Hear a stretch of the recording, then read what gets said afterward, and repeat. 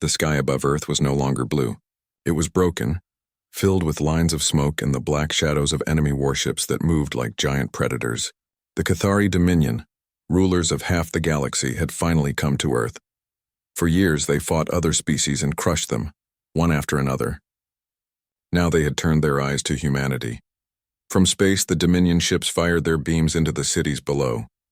Towers melted like wax, bridges fell into rivers, and whole neighborhoods turned into ash in seconds. The people of Earth, who once believed their armies and technology were strong, could only watch as their defenses failed. In their capital on the far side of the galaxy, the Dominion High Council declared victory. They sent messages to their fleets. Earth had fallen. Humanity was finished. Another race had been broken. They celebrated with cold voices and sharp laughter, thinking the war was over. But they did not know what had survived in the ruins. Captain Elias Ward lay in the dark of an underground tunnel, listening to the distant rumble of explosions above. His uniform was torn, his body bruised, but his eyes were alive. Around him, a small group of survivors sat in silence. Some were soldiers like him. Others were just civilians who had run when the bombs fell. "We cannot stay here," said an older woman with dust on her hair. "The air is getting worse. If they find this tunnel, we are all dead." "They won't find us," Elias answered firmly. "Not if we move carefully. The Cathari think they already won. That makes them blind." A young boy, no older than 12, whispered, "Are we really finished, Captain?" "The news said our fleet in orbit was destroyed. My father was there." Elias looked at the boy. He remembered the fire in the sky, the human ships breaking one by one under the enemy's weapons. He had fought in that battle and somehow lived when his ship was torn apart. He knew the boy's father was gone like so many others, but he could not let despair spread here. "We are not finished," Elias said. "Not while we are still breathing. Not while we remember who we are." The boy nodded, though tears glimmered in his eyes. The others listened closely. In that dark tunnel, hope was thin, but Elias's voice gave them a reason to hold on. Above the ruins, the Cathari soldiers marched through the streets. They were tall, armored beings with pale silver skin and helmets that covered their sharp faces. Their language was harsh, their orders loud. They placed flags of the Dominion on broken buildings, marking Earth as conquered. One Cathari officer looked around at the wreckage. "Pathetic," he said in his own tongue. "Their defenses were weak. Their spirit is weaker. By dawn tomorrow we can leave this world behind. Humanity is broken." Another soldier laughed. "They will be forgotten in a generation like all the others." Their voices carried the same pride as their leaders far away. They had seen humans screaming and running, but they had not seen the quiet fire that survived in the ruins. They did not understand the human heart. Elias and his group moved deeper into the tunnels until they reached a hidden chamber. There, a few more survivors waited, men and women with tired faces holding on to scraps of supplies. Among them was Dr. Mira Solon, a scientist who had once worked on Earth's energy projects. Her white coat was gone, replaced with a worn jacket, but her mind was still sharp. When she saw Elias, she stood quickly. "Captain, you made it," she said. "I thought you were lost in orbit." "Nearly," Elias replied. "But I'm here. What about you?"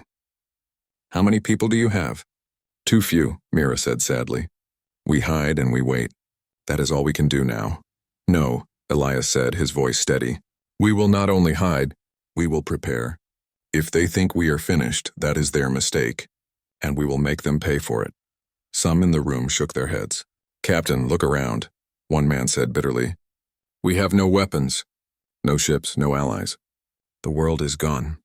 We are just dust under their boots." Elias walked closer to him. His voice did not rise, but it was firm like steel. "Dust does not fight back. But we will. Humanity has always fought. From the first fire to the stars, we survived storms, wars, and hunger. The Cathari think victory is simple. They do not understand us. That will be their downfall." The man said nothing more. Around the room, people began to breathe differently. Less like defeated shadows, more like living sparks. Far above, in the Dominion's flagship orbiting Earth, Commander Varric gave his report. He was strict and calculating, but unlike many of his people, he did not laugh at victory.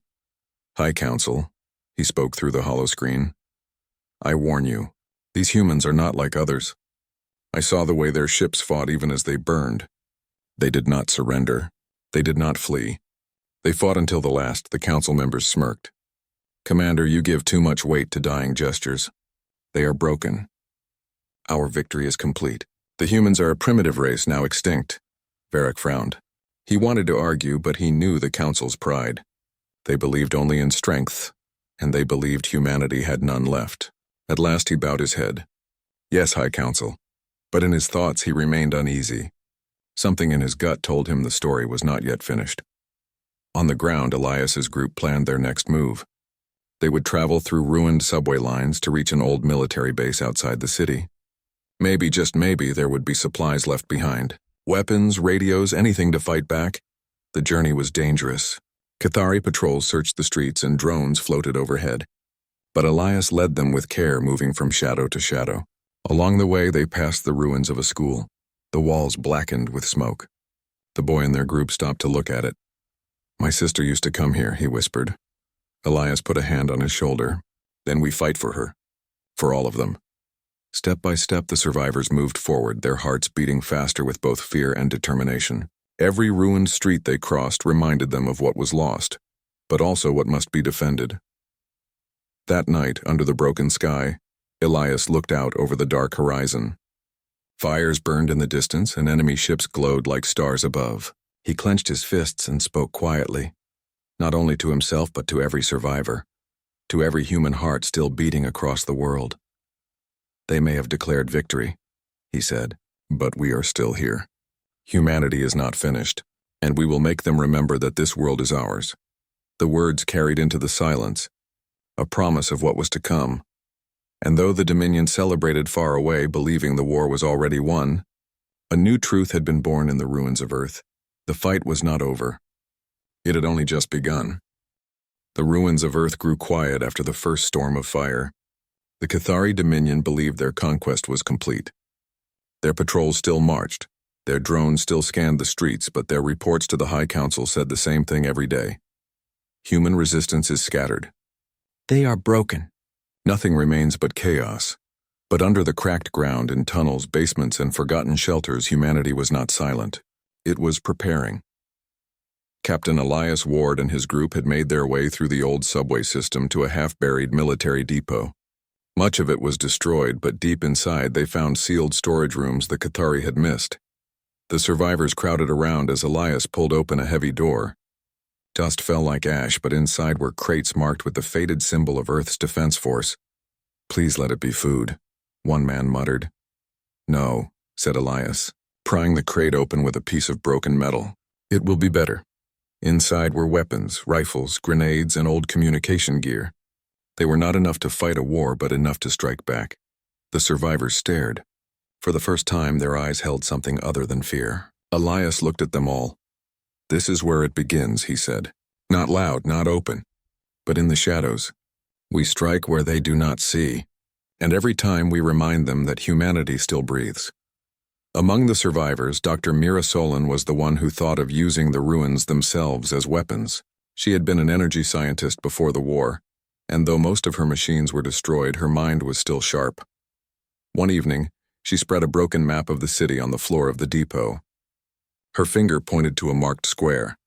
Here, she said. This was a power station. It's ruined now, but the grid is still connected.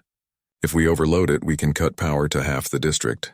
The Cathari rely on their drones, and their drones rely on steady signals. If we cut the power, they will be blind in that zone. And then what? Asked Tarek, the young engineer. He was thin, with sharp eyes that always glowed when talk of machines came up. We can't fight them head-on, even if their drones are down. We don't need to, Mira replied. We take their supplies. Ammunition, food, fuel. Every time we strike, we survive a little longer. Elias listened, then nodded. Good. We do not win in one battle. We win by bleeding them piece by piece, quiet, silent, until they realize too late that we are still here. The plan was dangerous. Moving across the city meant slipping past patrols, avoiding drones, and trusting the tunnels not to collapse. But the survivors were ready. On a moonless night, Elias led a small team through the underground passages. Tarek carried his tools. Mira carried a small pack of explosives, and 2 soldiers followed with rifles scavenged from the depot. When they reached the surface, the city was a skeleton of stone and steel. Fires burned weakly in the distance, and the air smelled of dust and smoke. Above them, Dominion ships drifted like dark stars. They moved in silence, their footsteps hidden under rubble. At last they reached the ruined power station. Its walls were cracked, but the tall steel frame still stood. Tarek slipped inside first. He knelt by a broken console, running his fingers over the wires. "Yes," he whispered. "The grid is still alive. Barely, but alive. I can overload it." "Do it," Elias ordered. Mira placed her explosives on key junctions, ready to trigger the blackout. The group held their breath as Tarek worked. Minutes passed. Suddenly a buzzing sound filled the air. Drones floated into the street, their red eyes scanning the ruins. "Hide!" Elias hissed. The team crouched behind a fallen wall. The drones hovered, their lights sweeping back and forth. For a moment it seemed they would move on, until one beam of red light caught the shine of Tarek's tools. The drone gave a sharp alarm. "Now!" Elias shouted. Mira triggered the charges. A wave of sparks burst from the station, followed by a deep boom. Across the district, lights went dark. The drones froze in midair, their eyes flickering out. The alarm died in silence. The humans wasted no time. They ran through the shadows to the Cathari outpost nearby. With the drones disabled, the guards were fewer, their watch careless. Elias and his team stormed the storage room, taking crates of food and weapons. Before leaving, Elias carved a message into the metal wall with his knife. 3 simple words: humanity fights. The outpost raid was only the beginning. In the weeks that followed, more survivors joined. Farmers from the countryside, engineers from broken factories, even pilots who had hidden after their ships fell. They formed cells across the city, each acting in silence but guided by Elias's plan. One group ambushed supply convoys and left no trace but empty roads. Another spread coded signals through old radio towers, reaching survivors miles away. Mira and Tarek built small devices from scraps, homemade bombs, EMP charges, and traps that confused enemy sensors. Every strike was small, but every strike burned in the pride of the Dominion. Commander Varric grew restless aboard the flagship. Reports kept coming, drones failing, supplies vanishing, patrols disappearing. "This is not random chaos," he told his officers. "This is organized." His second-in-command laughed. "Organized? From these primitives? Impossible. They are rats, nothing more." But Varric shook his head. "No, this is something else. Something they do not want us to see." Still, when he sent warnings to the High Council, they ignored him. "You see ghosts where there are none," they said. "Earth is broken. Humanity is gone. Do not waste our time." Varric clenched his fists. Deep down, he feared the Council's pride would be their undoing. Back on the ground, the resistance grew bolder. Elias planned a coordinated strike, the first real attack against a Dominion garrison. On the night of the raid, dozens of humans gathered in the tunnels. They had rifles, explosives, and more than that, they had belief. Elias stood before them. "We are few. We are weak compared to their armies. But we are human, and humans do not vanish quietly. Tonight we remind them of that." Cheers whispered through the crowd. They moved like shadows, spreading out to their positions. When the signal came, explosions lit up the night. The garrison shook as humans poured in, firing, striking, and vanishing before the Cathari could regroup. By dawn, the garrison was in flames. The humans had disappeared again into the ruins, leaving only smoke, and the words painted on a broken wall: "We are still here." In the aftermath, across the galaxy, rumors spread. On faraway worlds enslaved by the Dominion, whispers passed through markets and mines. The humans still fight. They were conquered, but not broken. If they can resist, maybe so can we. The Dominion did not realize it yet, but their illusion of perfect control had cracked. And in the heart of the ruins, Elias Ward stood with his people looking at the broken sky. His voice was steady, strong. "This is only the beginning. They think we are rats hiding in the dark. Let them believe it. When the time is right, we will show them the truth. Humanity does not die. Humanity rises." The survivors nodded, their eyes glowing with new fire. The silent resistance had begun. The resistance on Earth was no longer a rumor. It had become a truth. The Cathari Dominion told the galaxy that humans were finished, yet their patrols kept vanishing, their garrisons kept burning, and their drones kept falling silent in the ruins. Every strike carried the same message carved on walls, painted on broken ships, whispered in the dark: "Humanity fights." The Dominion tried to cover it up, but whispers always traveled faster than lies. Soon, across the stars, other enslaved species began to hear of humans who fought even after their world was broken. For the first time in generations, they felt the spark of hope. Captain Elias Ward knew Earth alone could not survive forever. The Dominion would grow tired of their resistance and send more fleets. If humanity wanted to live, they had to reach beyond their world. In the underground base, Elias stood with Dr. Mira Solon and Tarek. The three of them studied a damaged starship schematic projected on a cracked wall. "This wreck landed outside the city 2 weeks ago," Mira explained. "A Dominion patrol ship, crippled during re-entry. I believe we can repair it." Tarek's eyes lit up. "A ship. If we can get it flying, we can move supplies. Maybe even leave Earth." Elias crossed his arms. "Leaving Earth is not enough. We need to carry the fight to the stars. We must show the Dominion that we are not trapped on one planet." The idea was bold, almost impossible. But humans had always lived by reaching beyond what seemed impossible. The wreck lay in a dry riverbed, hidden under twisted metal and ash. Dominion soldiers had searched it briefly but left, believing it useless. They did not expect humans to attempt repairs. For weeks, Mira and Tarek worked day and night. They scavenged wires, patched holes with scrap metal, and rewired the broken engines. Elias guarded them with squads of resistance fighters, always watching the skies for patrols. At last, one night, the ship came alive. Its engines roared weakly, shaking the ground. Light filled the cockpit, and the survivors who gathered cheered. Tarek laughed for the first time in months. "She's ugly, she's slow, but she will fly." Elias placed a hand on the ship's hull. "Then she will carry our fight into the stars." The first mission was small but daring. Elias, Mira, Tarek, and a crew of survivors took the patched ship into orbit. Their goal was to strike a Dominion supply convoy and steal fuel. As the ship rose through the smoke of Earth's atmosphere, every heart pounded. Would the engines fail? Would Dominion sensors catch them? The ship shook, but it climbed higher, until the black sky opened before them and stars glittered above. For the first time since the war began, humans looked at the stars not as prisoners but as free travelers again. "There," Mira said, pointing to the screen. A Dominion convoy moved across the void. 3 cargo ships escorted by 2 small warships. "Ready the trap," Elias ordered.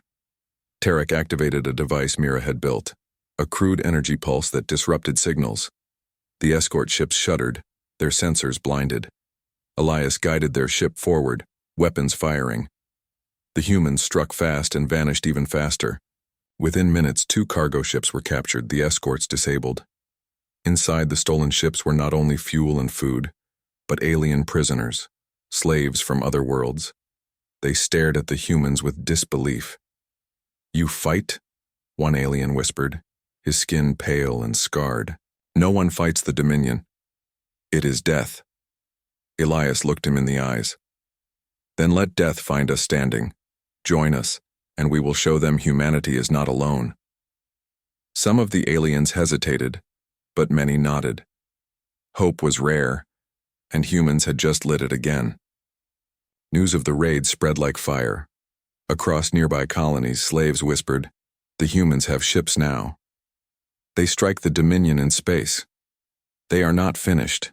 The Dominion tried harder to silence the rumors, but their own failures fed the truth. For the first time, the mighty empire felt a crack in its armor. Back on Earth, Mira studied the Dominion technology from the captured ships. Her hands trembled with excitement as she explained her findings. Their weapons are powerful, but they rely on predictable energy flows. If we disrupt those flows with modified pulses, we can shut down their systems temporarily. "You mean," Tarek said, "we can disable their warships without destroying them?" "Yes," Mira nodded. "We do not need to match their firepower. We only need to break their control." Elias listened carefully. "Then we will test it. If it works, the galaxy will know the Dominion can bleed." The test came sooner than expected. A Dominion patrol fleet, 3 destroyers, entered Earth's orbit, searching for the stolen ship. Elias and his crew launched with their repaired vessel and one captured cargo ship. It was a desperate gamble, 2 small ships against 3 destroyers. As the enemy approached, Mira activated her device. A wave of distorted energy burst across the void. For a moment nothing happened. Then, one by one, the Dominion destroyers flickered, their lights dimming. "Now!" Elias shouted. The human ships struck, targeting weak points. Explosions shook the destroyers, and in less than an hour, the once feared patrol fleet drifted silent, broken. The humans withdrew, carrying their victory like fire in their hearts. In the Dominion capital, the High Council was furious. "Impossible!" one shouted. "Humans are finished. How can they destroy warships?" another demanded. Commander Varric stood before them, silent at first. Finally, he said, "I warned you. Humanity does not break.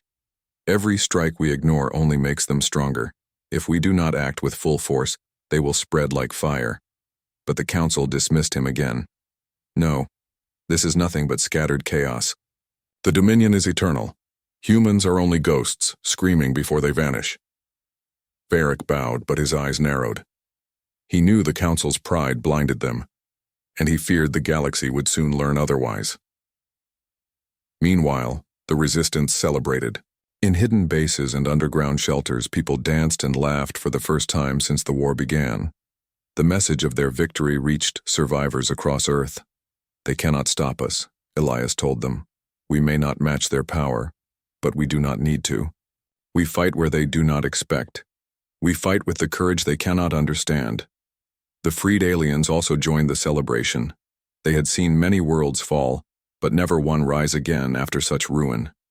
To them, humanity became a symbol, a spark in the dark. Weeks later, Elias stood on the deck of their patched ship, staring out at the stars. He knew their victories were small compared to the empire they faced. The Dominion still ruled with countless fleets and armies. But every small victory made the impossible seem less distant. Mira joined him. "Do you think we can truly win?" she asked softly. Elias's eyes never left the stars. "I don't know, but I know this. We will fight until the last breath. And we will show the galaxy that no empire, no matter how strong, can crush the human spirit." Mira smiled faintly. "Then let the shadows of the stars carry our message." And so it began. Human ships moving in secret, carrying supplies, freeing captives, striking patrols. They were not an army yet. They were shadows across the stars, a whisper in the night. But in those whispers, the galaxy heard the beginning of something greater. The Dominion had ruled the galaxy for centuries. Every species under its control knew the same truth. Resistance was futile. The humans of Earth were supposed to be another proof of this. Yet whispers had spread. Across star systems, colonies, and outposts, the name of humanity sparked hope. It began as quiet murmurs in hidden corners, slaves whispering in mines, traders speaking in hushed voices in marketplaces, but soon, the word traveled faster than the Dominion's fleets. The humans fight. They are alive. And they are not afraid. Commander Varric stood before the Dominion High Council again, his face tense. Reports from Earth and nearby systems were no longer scattered incidents, they were patterns. The humans were moving, organizing, and striking with precision. "This is no longer a minor nuisance," Varric said. "The humans have ships, weapons, and allies from other worlds. If we ignore them, they will grow. The galaxy is watching. The spark of hope they carry is spreading." The council members, proud and confident, dismissed him with waves of their hands. "Humans are weak," one said. "They cannot survive without their world. Any hope is irrelevant. Their victories are small and meaningless. They will die as all inferior races do." Varric clenched his fists but stayed silent. Pride blinded the council, and pride was often the first crack in the armor of empires. Back on Earth, the resistance had grown bolder. Elias Ward now coordinated multiple cells. Every district had a leader. Every hidden base had scouts. The humans no longer fought only to survive. They fought to send a message. Humanity endures. Dr. Mira Solon worked tirelessly, modifying Dominion technology and creating weapons from scraps. Her greatest achievement so far was a device that could temporarily disrupt Dominion ships in orbit. A small pulse that caused confusion, made sensors fail, and sometimes even disabled weapons. Tarek, the young engineer, had expanded communications. Using old satellites and repaired comm arrays, he sent encrypted signals across systems, reaching humans and freed aliens alike. The message was simple but powerful. We are here, we fight. Join us if you can. The response was overwhelming. Survivors from nearby colonies began to send small ships, carrying supplies, weapons, and volunteers. The humans were no longer alone. Elias studied the maps of Dominion patrols with his lieutenants. The Empire still held superior power, yet their own overconfidence became their weakness. Patrols were scattered, and garrisons often ignored small anomalies. Every human strike forced the Dominion to stretch thinner across the galaxy. We need to show them that we are not just surviving, Elias said during a meeting. We must strike strategically and we must survive afterward. If we are careless, the Dominion will crush us. But if we strike smart, we inspire the galaxy. A freed alien pilot who had joined the resistance after being rescued spoke up. We have strength in numbers, but humans have courage that even we never imagined. You do not fear death. That alone changes everything, Elias nodded. Courage alone is not enough. Strategy, secrecy, and timing will turn courage into victory. The warning came suddenly. Tarek intercepted a message from the Dominion fleet. It was encrypted, but the patterns were clear. The Dominion planned to annihilate Earth completely. They would drop massive orbital weapons and destroy the surface, leaving nothing alive. The news hit the resistance like a thunderbolt. Every human knew the cost of failure. Total extinction. We have little time, Elias said to his commanders. We either prepare to defend Earth with everything we have, or we perish. Dr. Mira studied the intercepted data. We cannot face the Dominion fleet head-on, she said. Their numbers are too large. But we can use their overconfidence against them. They will expect humans to run, to hide, but we will not. And that is why they will fail, Elias added, the humans prepared. Supplies were hidden, defenses were strengthened, and civilians were moved to safer underground zones. Every ship, no matter how small, was repaired and armed. Volunteers from other species integrated into the human resistance. Their knowledge of Dominion tactics became invaluable. For the first time since the invasion, the humans felt ready, not to defeat the Dominion entirely, but to survive and fight back with purpose. Elias walked among the troops, looking into their determined faces. Do not think of fear. Think of what we protect: Earth, our people, and the hope of every world under Dominion rule. Tonight we fight not only for survival, but for the truth that no empire can silence humanity. A cheer rose from the hidden chambers, soft but full of conviction. The fire in their hearts matched the fire they had seen in the sky years ago, the same fire that had survived the first attacks and still burned bright. The Dominion fleet approached, larger than anything humanity had faced. Ships blotted out stars. A dark storm moving across Earth's orbit. Sensors tracked every human movement. Dominion commanders were confident. They had never lost to humans before. They believed this would be the final battle. But Elias had a plan. Humans used the shadows, asteroid belts, debris fields, and the ruined surface itself to hide small ships. EMP pulses disrupted sensors, making the humans invisible in critical moments. Mines hidden in orbital paths damaged Dominion ships, and Marauder teams struck supply lines before vanishing. Every attack was precise, every strike calculated. The humans did not destroy the entire fleet. They could not. But they slowed it, disrupted it, and gave hope to their people. During the chaos, Tarek and Mira executed a daring plan. They managed to hack Dominion comms, sending false orders to the fleet. Ships turned against each other, their coordination falling apart. The Dominion commanders struggled to regain control, but the humans had already disappeared into the shadows. From Earth's surface, civilians watched the sky light up with strange flashes. Fires in orbit, unknown explosions. They did not understand everything, but they understood enough. Humanity had struck back. They fight. Someone cried. They are alive. Elias smiled quietly in the control room. He knew the victory was small, but the meaning was enormous. Humanity had survived the largest fleet the Dominion had ever sent. They had proven they were not weak, not broken, not defeated. Commander Varric reported to the High Council again. His tone was grave. High Council, they are stronger than we anticipated. Our forces are spread too thin. And the humans are no longer hiding. They strike strategically using stealth and cunning. They are growing, and their victories inspire others across the galaxy. The Council dismissed him again, their pride blinding them. Humans are insignificant. They fight only because they have nothing left to lose. Soon they will vanish. Our empire is eternal. Varric bowed, but his eyes burned with frustration. He understood something the Council could not. The galaxy's perception was shifting. The humans' courage and strategy were more powerful than any fleet. Back on Earth, Elias gathered his commanders once more. "The Dominion believes this battle will end us," he said. "But they are wrong. Their empire stretches too wide. Their arrogance is their weakness. Every ally we gain, every victory we take, they will underestimate. And that underestimation will be their downfall." Dr. Mira spoke, her hands stained with metal and oil. "The technology we develop, the weapons we craft, the tactics we plan, these are small steps. But they add up. The Dominion will soon realize that humans are not as simple as they believed." Elias looked out at the dark horizon. "They will tremble, and when they do, we will strike again. Not as scattered survivors, but as humanity reborn."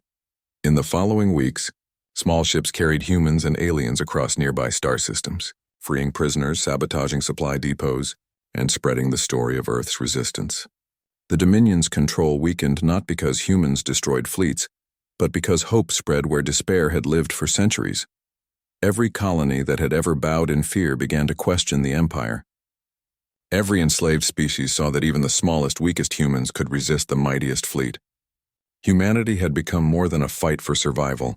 They had become a symbol. The Dominion had ruled the galaxy for generations. They had never trembled before, but now under the stars, with humans striking in shadows and whispers traveling from world to world, even the strongest began to question, could the unbroken spirit of humanity change everything? And in the ruins of Earth, Captain Elias Ward looked at the sky and whispered, not to anyone, not even to himself, but to the world. "They think they own the galaxy.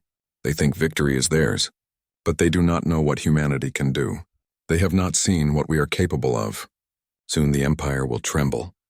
The fire in his eyes reflected the fire of every survivor. Humanity was no longer just fighting to survive. Humanity was rising. The Dominion fleet hovered over Earth like a dark storm. Their massive warships blotted out the stars, their weapons glowing with deadly light. From orbit they looked unstoppable. The High Council believed this would finally end the human resistance. Their arrogance was total, their confidence absolute. But Earth survivors were ready. Captain Elias Ward stood on the deck of the largest hidden ship, looking at the approaching fleet. Around him were humans and alien allies, survivors of Earth and other conquered worlds. Their ships were few, their weapons limited, but their determination burned brighter than any energy beam the Dominion could fire. "They think this is our end," Elias said, voice steady. "But they are wrong. Humanity has survived fire, storms, and death itself. Tonight they will learn the truth. We do not bow. We do not break. And we do not die quietly." A cheer rose from the gathered crew. Not a loud cheer. It was not time for celebration, but a sound full of hope and courage. Dr. Mira Solon and Tarek moved among the ships, checking devices, weapons, and engines. Mira had prepared her greatest creation yet, a series of energy pulses that could temporarily disable the Dominion fleet's weapons and systems. It would not destroy the ships completely, but it would level the battlefield, giving the humans a fighting chance. Tarek wiped sweat from his brow. "If this works, we may not just survive. We may change the game entirely." Mira nodded. "It has to work. There is no other choice." Elias approached them. "There is always another choice," he said quietly. "But I like this one better." The Dominion fleet began its descent into Earth's orbit. Massive orbital cannons powered up, sending beams of blue-white light across the clouds. The humans could feel the heat even from hidden orbit, and distant cities trembled under the vibrations. Varric, the Dominion commander who had begun to doubt the Council, watched the approaching human ships. "They are more prepared than I feared," he admitted. His second-in-command frowned. "Impossible. They cannot match our power." Varric shook his head. "They do not need to match it. They only need to strike wisely, and I fear they will." Elias gave the order. Ships moved from hidden positions, rising from asteroid belts and shadowed orbital paths. The humans struck in coordinated waves, Small fighter craft zipped between the massive Dominion warships, sabotaging shields and targeting weapon systems. Explosions flashed across the void, and for the first time the Dominion fleet stumbled under attack. Mira triggered the first energy pulse. A bright wave rippled across space. Dominion sensors blinked out, weapons froze, and ships drifted like puppets without strings. "Now," Elias shouted. Human and allied ships struck fast, hitting weak points, disabling engines and scattering supplies. Though their numbers were small, the impact was immense. On the ground, civilians watched the sky. The flashes of battle in orbit lit the clouds, and they could hear the faint hum of the fleet through the atmosphere. Survivors who had hidden for months now stood in ruined streets, knowing their world was no longer defenseless. "They fight," a young girl shouted. "They are not gone." Families held hands, hope shining in their eyes. Children who had known only fear saw courage above them. Humans were fighting not just for survival, but for every heart still alive on Earth. The Dominion fleet tried to regroup. Beams fired, but Mira's devices continued to disrupt targeting systems. Small human craft darted in and out, disabling weapons and creating confusion. The once confident Dominion commanders were shocked. Their supposedly invincible fleet faltered against a force they had considered weak and defeated. Varric watched in awe. "I have never seen an enemy fight like this," he whispered. "They are extraordinary." One of the High Council members, however, still refused to believe it. "They are luck, nothing more. Strike harder. Crush them now." Varric shook his head. "Luck does not inspire allies across the galaxy. Courage does. Strategy does. They are changing the rules." Elias led a daring maneuver. He boarded the Dominion flagship in a small hidden craft. The ship's interior was massive, filled with lights, guards, and alarms. He moved silently with a small team of humans and aliens, disabling critical systems one by one. They reached the central bridge. Elias activated a device that hacked into the Dominion communications network. Across the galaxy, the Dominion fleet's orders began to confuse their own ships. Some vessels turned against each other. Others drifted helplessly as weapons failed. The humans had taken control, not through brute force, but through intelligence, courage, and strategy. In orbit, the battle reached its peak. Explosions rocked the void, but the humans pressed forward. Allied species who had once lived in fear now fought alongside humans, inspired by their bravery. The Dominion's belief in total control was collapsing, replaced by doubt, confusion, and fear. Mira and Tarek moved from ship to ship, monitoring energy pulses, making sure the systems remained disrupted long enough for human craft to strike and retreat. Every move had been planned, every risk calculated. Elias knew the final step was approaching. The Dominion flagship, the heart of the fleet, was vulnerable. If it fell, the entire operation could succeed. If it failed, humanity might lose everything. The boarding party reached the command center. Elias stood before the Dominion commanders, their faces pale under the dim lights. "You think this ends us," he said, voice calm but strong. "You are wrong. Humanity does not end quietly. Humanity does not bow, and humanity does not fear the impossible." The Dominion officers looked at him, realizing for the first time that the humans they had considered weak, scattered, and defeated were something entirely different. Elias sent a message across the galaxy, transmitted from the flagship. "We are not defeated. We are humanity, and we fight for every world you have tried to silence." Across the void, Dominion ships faltered. Morale shattered. Commanders argued, confused by the unexpected resistance. Pilots who had believed victory was certain now hesitated. The fleet's once unbreakable coordination became chaotic. On Earth, the survivors watched as flashes of light filled the sky, each one a sign that the humans above were winning. They cheered, shouted, and held their ground. Humanity was fighting, not only to survive, but to reclaim the universe from fear and oppression. Elias and his team completed their mission. Dominion systems were disabled, critical officers captured or forced to retreat. The human ships pulled back into hidden orbits, battered but victorious. The Dominion fleet, for the first time in its history, began a full retreat. Ships that once seemed unstoppable fled, leaving Earth's orbit and nearby colonies in uneasy peace.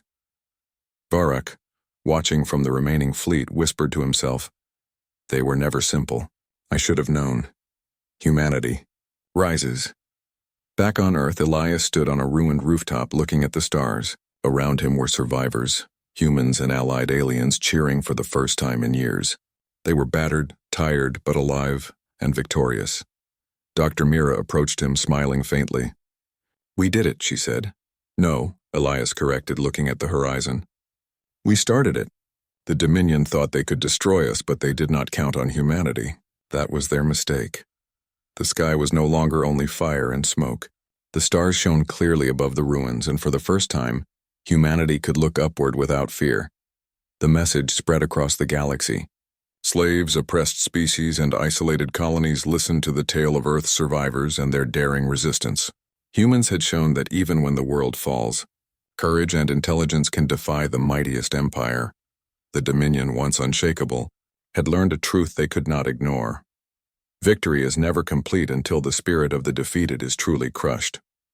And humanity's spirit could never be crushed. Elias walked among the survivors, looking into their determined eyes. "This is only the beginning," he said. "The galaxy will remember today, not for the ships we destroyed, but for the fire we refused to let die. Humanity rises, and we will carry this fight to every corner of the stars until no one doubts that we are free." The people around him nodded, cheering softly. They understood. Humanity had survived, had fought back, and had changed the galaxy forever. For the Dominion, it was a lesson in humility.